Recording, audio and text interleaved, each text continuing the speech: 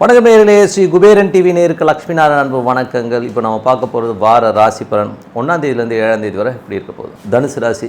தனுசு ராசிக்கு வந்து 1-4ஆம் அதிபதி குரு வக்ரம்.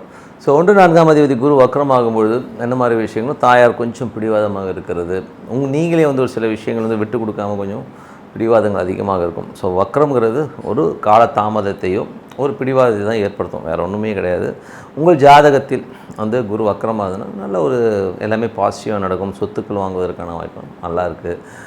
2இல் சனி வக்ரமாக இருக்குது. 3ஆம் அதிபதி 2இல் இருக்கும். கொஞ்சம் கவனமாக இருக்கணும். நம்ம ஃபோன் பேசுகிறது, மற்றவங்க ரெக்கார்ட் பண்ணுறது, கொஞ்சம் வந்து கேமராஸ் வைக்கிறதுக்கான வாய்ப்புலாம் இருக்கணும். கொஞ்சம் கவனமாக இருந்துக்கிறது ரொம்ப ரொம்ப நல்லது. ஏன்னா வந்து 2இல் வந்து சனி வக்ரம் குடும்பத்தில் உள்ள நபர்கள் வந்து கொஞ்சம் ஈகோ கிளாஷோ, நான் விட்டு கொடுக்க மாட்டேன்னு சொல்லி ஒரு பிடிவாதம் பிடிக்கிறதோ, இந்த மாதிரி விஷயங்கள்லாம் இருக்கும்.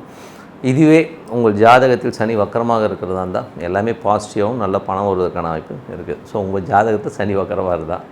மற்றபடி வந்து 5ஆம் அதிபதி செவ்வாய் ராகு. 12ஆம் அதிபதியான செவ்வாய் 5இல் இருக்கும்போது குழந்தைகளுக்கு நிறைய செலவு பண்ணுவீங்க.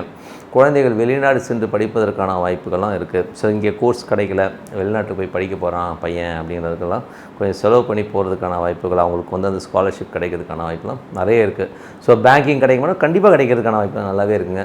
முயற்சிகள் பண்ணுங்கள், நல்ல விஷயங்கள் நல்ல மாற்றங்கள் இருக்கும். சில நேரங்களில் அந்த செவ்வாய் ராகு ஒன்றா இருக்கும்போது குழந்தைங்க வந்து நம்மளை கடிஞ்சிக்கிட்டு கொஞ்சம் இடவடமாக பேசுறதுக்கான வாய்ப்புலாம் இருக்குது. நம்ம குழந்தை தானே, கொஞ்சம் விட்டு கொடுத்து போகிறதுனால யாரும் கெட்டு போக போகிறதில்ல. 6ஆம் அதிபதி 7இல் இருக்குது. 6ஆம் அதிபதி 7இல் இருக்கிறனால வந்து பார்த்திங்கன்னா கணவன் மனைவியினோட ஒரு சின்ன ஒரு கிளாஷஸ் இருக்கும்.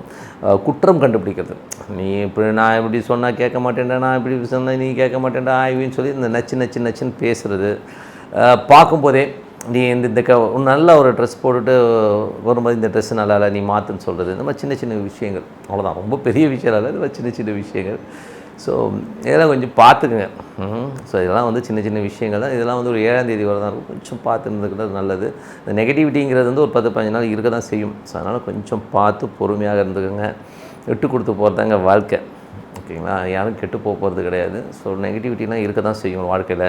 அதெல்லாம் நம்ம ஹேண்டில் பண்ண கற்றுக்கணும். வாழ்க்கையில் சகஜன்னும் போது நமக்கு அதுக்கான ஒரு விஷயத்தை வந்து நம்ம யோசிக்க ஆரம்பிச்சிடணும். 8. 8ஆம் இடத்துக்கு வந்து பார்த்திங்கன்னா வக்கர சனியுடைய பார்வையும் குருவின் பார்வையும் இருக்கிறதுனால கொஞ்சம் தேவையில்லாத டென்ஷன்கள்லாம் வந்து மண்டையில் போட்டு குழப்பிப்பீங்க.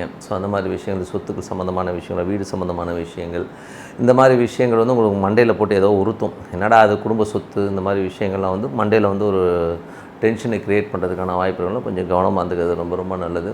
மற்றபடி வந்து 9ஆம் அதிபதி வந்து 8இல் இருக்கனால அப்பா ஒரு சில நேரங்களில் வந்து உங்களை வந்து ஒரு டென்ஷன் படுத்துறதுக்கான வாய்ப்புலாம் நிறைய இருக்குது. அப்பா சம்மந்தமான விஷயங்கள், வெளிநாட்டில் இருக்கவங்களும் கூட என்னடா அது வேலை பேசாமல் வந்துடலாமா அப்படிங்கிற எண்ணங்களும் தோணும். அந்த மாதிரி விஷயங்கள் கொஞ்சம் கவனமாக இருந்துக்கிறது நல்லது. தொழில் ரீதியான விஷயங்கள், 10ஆம் அதிபதியான புதன் வந்து 9இல் இருக்கும்பொழுது கொஞ்சம் தொழிலில் வந்து நிறைய ஃபைட் பண்ணுவீங்க. ஏதாச்சும் பெருசாக பண்ணுங்கிற எண்ணங்கள் இருக்கும். கொஞ்சம் பேராசை கூட அதிகமாக வர்றதுக்கான வாய்ப்பு நிறையா இருக்குது. எப்படியாவது ஜெயிக்கணுங்கிற எண்ணங்களும் நிறைய இருக்குது. 21ஆம் தேதிக்கு மேலே நீங்கள் நினைச்சதெல்லாம் நடக்கும். தொழில் வந்து பெரிய வெற்றிகள் கண்டிப்பாக கிடைக்குங்க. அதுக்கான முயற்சிகள், அதுக்கான விதை இப்போ நீங்கள் போடுறீங்க. கண்டிப்பாக ஒரு பெரிய வெற்றி உங்களுக்காக காத்திருக்கு. அதில் எந்த மாற்றமும் இல்லைங்க. 11ஆம் அதிபதி வந்து பார்த்திங்கன்னா 11ஆம் அதிபதி வந்து இன்றைக்கி வந்து உங்களுக்கு வந்து 7இல் இருக்கும்போது கொஞ்சம் மனைவியோட என்ன தான் சண்டை சச்சரவுகள் இருந்தாலும் ஒரு சில விஷயங்களை நீங்கள் காம்ப்ரமைஸ் ஆகி சந்தோஷமாக இருப்பீங்கிறது வந்து நான் சந்தோஷமாக தெரிவிச்சுக்கிறேன். ஏன்னா என்னதான் சண்டை போட்டாலும் இதுக்கு வந்து எப்படி 2 புள்ள பெற்றுச்சுட்டு நிறைய பேர் பேசிப்பாங்க. அந்த மாதிரி ஒரு ஹாப்பினஸ் கண்டிப்பாக இருக்குங்க. புரியும் நினைக்கிறேன். மற்றபடி எல்லாமே சிறப்பு தான். சந்தோஷம், குதூகலம் எல்லாமே நல்லா இருக்குது. நிறைய விஷயங்கள் விட்டு கொடுத்து போய் சந்தோஷமாக வாழுங்க. இருக்கிறது ஒரு லைஃப். நல்ல ஒரு 3 வேளை சாப்பாடு, நல்லா தூக்கம் இருந்தாலே போதுங்க. இதுக்கு அது வேணும், இது வேணும், வண்டி வேணும், ஒரு சைக்கிள் இருந்தால் கூட ஹாப்பி தாங்க. போங்க, பெட்ரோல் போட வேண்டிய அவசியம் கிடையாது. அதனால் சந்தோஷமாக இருக்கிறது வந்து நம்ம வாழ்க்கையோட லட்சியமாக வச்சுட்டு நம்ம சந்தோஷமாக இருப்போம், எல்லோரும் சந்தோஷமாக வச்சுப்போம்னு சொல்லிவிட்டு உங்களிடம் விடைபெறுவது உங்கள் லக்ஷ்மி நாராயணன். நன்றி, வணக்கம். ஸ்ரீ குபேரன் டிவியை பார்த்தமைக்கு நன்றிகள். மேலும் இது போன்ற தகவல்களை தெரிந்து கொள்ள ஸ்ரீ குபேரன் டிவியை சப்ஸ்கிரைப் செய்யுங்கள். மறக்காமல் பெல் ஐக்கானை கிளிக் செய்யுங்கள்.